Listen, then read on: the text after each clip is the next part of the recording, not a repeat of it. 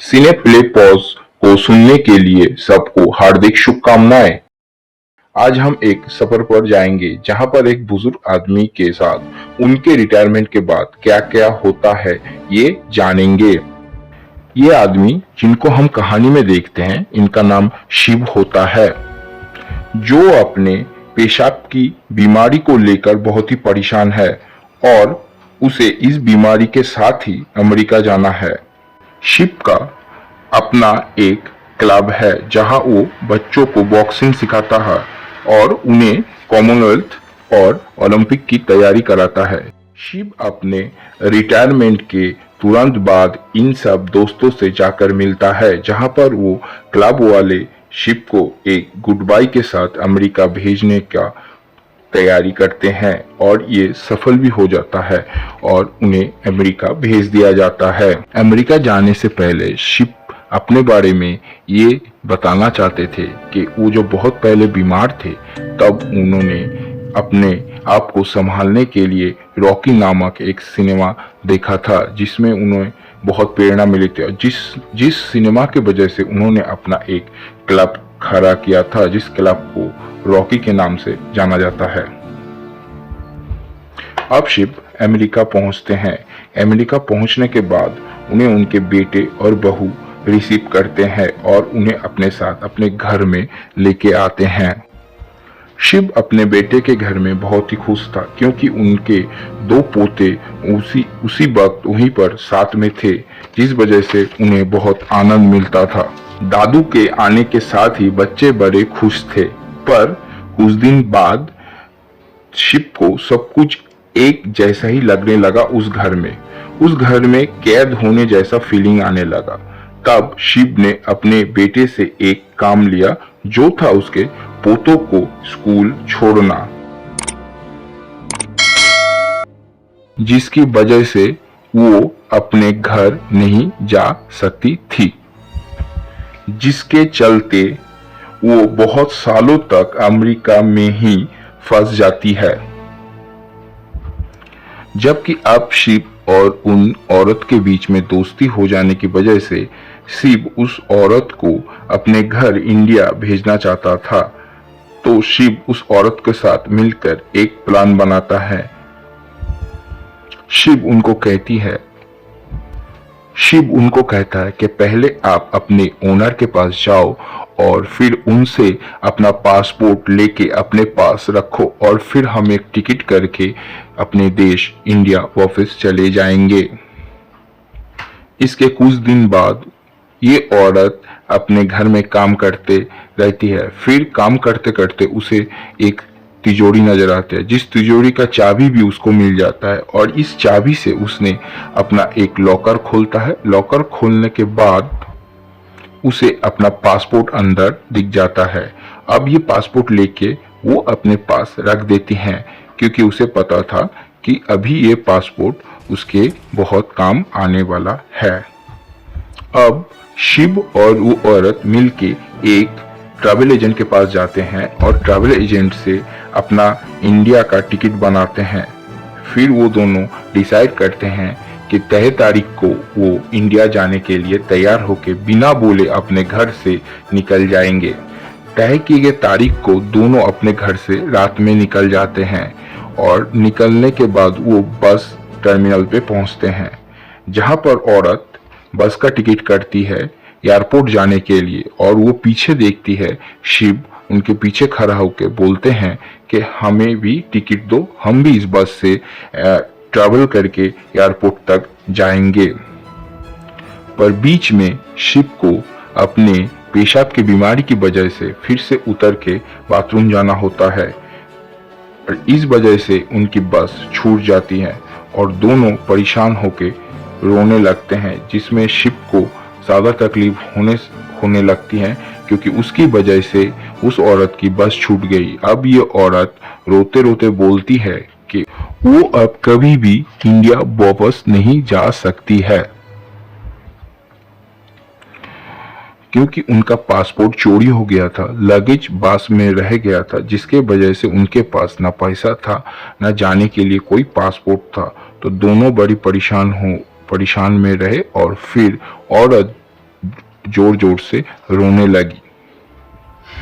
अब दोनों क्या करे, कहाँ जाए, किससे बात करे, दोनों को पता नहीं है।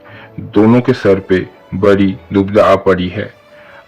फिर वो औरत शिव को बोलते हैं कि पहले हम एक इंडियन बंदे को खोजेंगे जो हमें बताएगा कैसे पासपोर्ट बनाते हैं, फिर हम वो पासपोर्ट बना के अपने देश इंडिया वापस जाएंगे।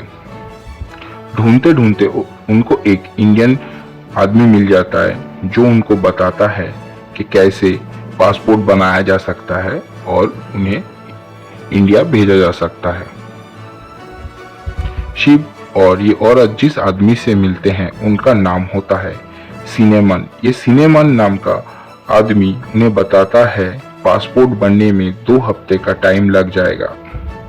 ये सुनकर शिव और ये औरत दोनों ही एक ही साथ बोल पड़ते हैं कि 2 हफ्ते तक हम कैसे रहेंगे, ना हमारे पास पासपोर्ट है, ना हमारे पास होटल का पैसा है जिसमें हम होटल को रेंट कर सके।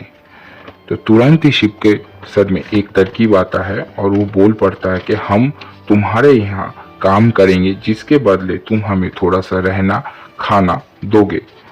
और ये सुनते ही सिनेमन नाम का आदमी गुस्सा जाता है।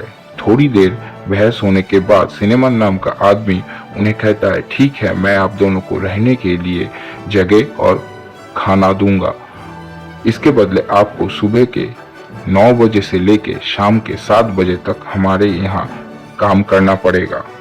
इस आदमी का वहाँ पर एक गैस स्टेशन था जिसमें ये काम करने के लिए इन दोनों को बोलता है।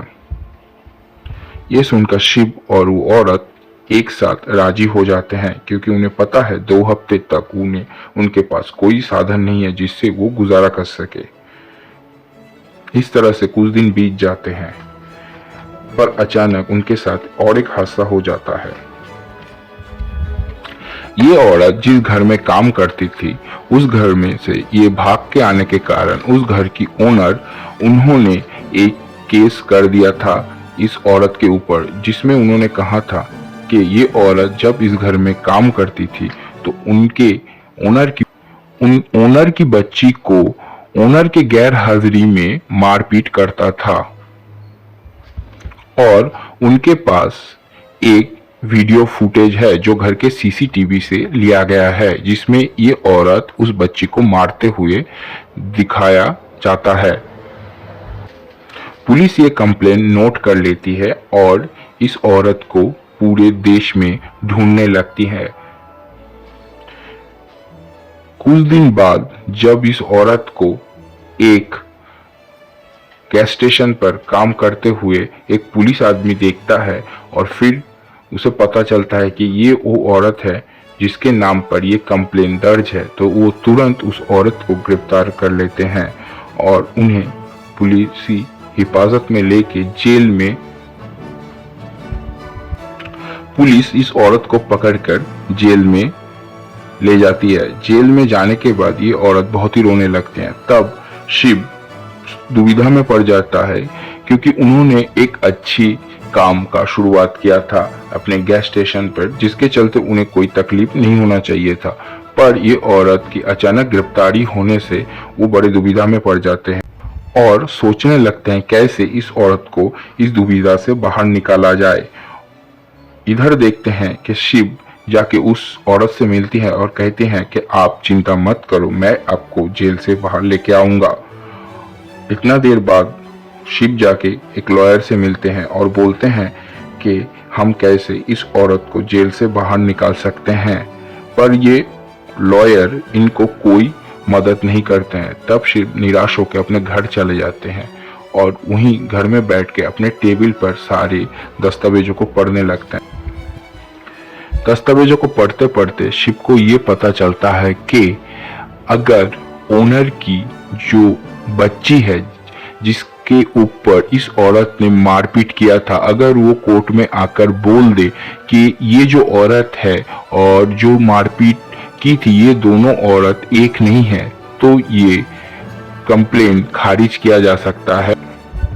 ये पढ़ते ही शिव के दिमाग में एक आइडिया आ जाता है और वो तुरंत अपने दोस्तों से मिलने जाते हैं कि कैसे इसे सही किया जा सके। अब शिव अपने दोस्तों के साथ बाइक में बैठकर निकल जाते हैं उस दिन जिस दिन वो बच्ची अपने माँ बाप और अपने लॉयर के साथ कोर्ट में गवाही देने जा रही थी।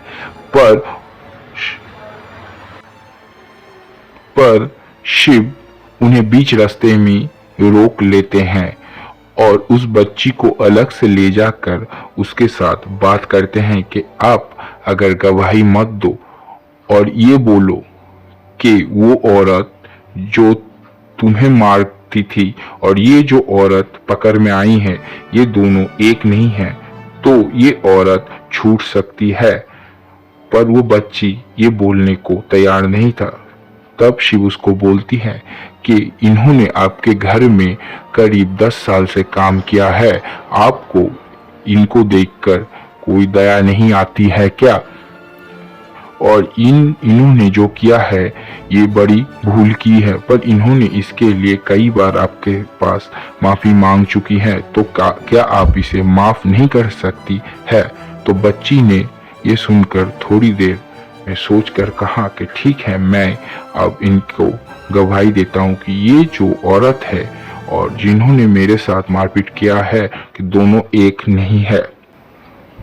शिव अब इस गवाही को लेकर पुलिस के पास जाते हैं और पुलिस को जमा कर देते हैं और तुरंत वो औरत को जेल से रिहा कर दिया जाता है। अब वो दोनों अपने दोस्तों के बाइक के पीछे बैठकर घर में चले आते हैं। कुछ दिन बाद वो अपने घर से निकलते हैं नए पासपोर्ट के साथ कि अब वो औरत इंडिया वापस जाएगी और शिव अपना एक पुराना काम खत्म करेगा। अब वो औरत एयरपोर्ट जाती है, प्लेन पकड़कर इंडिया चली जाती है। अब शिव अपने पुराने तय किए गए काम के लिए दूसरे शहर में आता है। इस शहर में उसे एक काम करना है जो था। अब शिव अपना सपने को पूरा करने के लिए एक दूसरे शहर चले जाते हैं। ये था शिव का आखिरी बचा हुआ काम। जब शिव इंडिया में था तब उन्होंने एक क्लब बनाया था जिसका नाम उन्होंने रॉकी रखा था। ये एक मूवी से प्रेरित होकर उन्होंने रखा था।